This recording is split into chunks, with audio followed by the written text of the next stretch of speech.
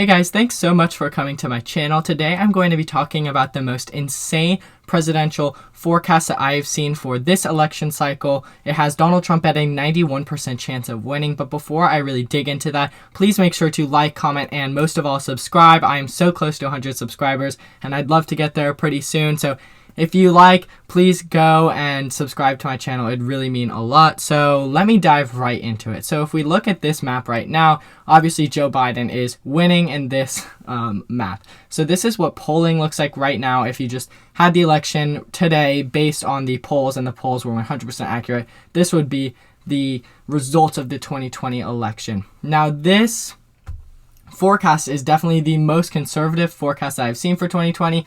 Even if you look at some of the most conservative estimates for how 2020 is going to pan out, it'll look something like this. It shows Joe Biden ahead in the Rust Belt and losing some of these swing states in the South.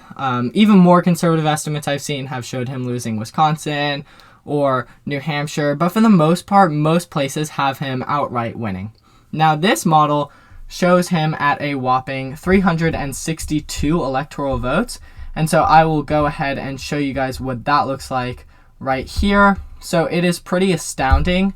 This is a 362 electoral map for Donald Trump, and this seems pretty unlikely. Now this forecast, this primary model, is actually based off of primary turnout and not polling data like most other models are built around nowadays. So if you look at, let's say, JHK forecast, there's a huge methodology, and I actually went into that in another video, but for the most part, they are dependent on polling data. Now this is solely dependent on how the primaries worked, going into election season. And so this really plays into Donald Trump's favor. And that is because Joe Biden really underperformed in these early primary states of Iowa, New Hampshire, and Nevada. And he only started doing well in South Carolina and then Super Tuesday once all these candidates that were moderates dropped out and cleared the path for him to get the nomination.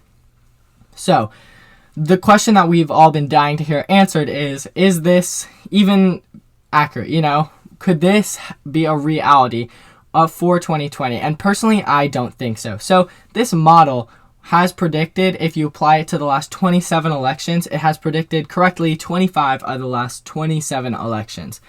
Now, what I'm going to say is I do think that 2020 is different than most elections. I'm not going to say that 2020 is, some breakthrough, groundbreaking election. We've never seen anything like in American politics, because quite frankly, I'm not an expert and I don't really know if that's true. There are definitely candidates that have mirrored Donald Trump, maybe not to some extremes or whatever to the, exact detail, but there have definitely been elections that are similar to how Donald Trump is, a populist who has a very cult-like following, and he might not be so popular nationwide, but he's still able to pull out a win.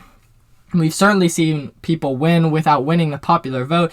However, what I think is different in this election cycle, and what I think makes this primary or this election forecast not 100% accurate and not likely to pan out or even to produce a Donald Trump win, is how it is built. It is built off the primary forecast. And so what it's supposed to signal is the enthusiasm that a candidate has. So it'll take the national environment and how swing states will work out and then apply the enthusiasm levels of the primary into the map. And because Joe Biden did so poorly, finishing, I think, 4th in Iowa, 5th in New Hampshire, and 3rd or something in Nevada, 2nd in Nevada, I don't remember. But so he definitely underperformed, and so that is why this map looks so lackluster for Joe Biden. But this election is less and was less of a choice between two candidates and more of a just referendum on Donald Trump as a president. And so if you go back a few months before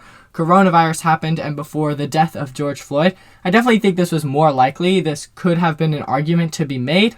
However, because this was a referendum, or this election is a referendum on Donald Trump, polling data is actually very relevant right now more than ever. I mean, it is really, and what's more important, even more so, is Donald Trump's approval rating. So because Donald Trump's polling data and his approval rating have fallen so much, and this election is basically going to be voters going to the polls and saying, I really like Donald Trump or I hate Donald Trump and don't want to see him in office, and less of a decision between Donald Trump and Joe Biden. That's why I don't think that this forecast model is going to be accurate on election night. Now, I do see a possibility where Republicans pull out a win in 2020, but I don't think that it happens without an improvement in the polls. And this forecast model is not dependent on how polling data works, and you really can't have a candidate losing by 10 points win on election night by such a large margin, or really at all. So I don't agree with this model. I think that it is faulty just because it doesn't match how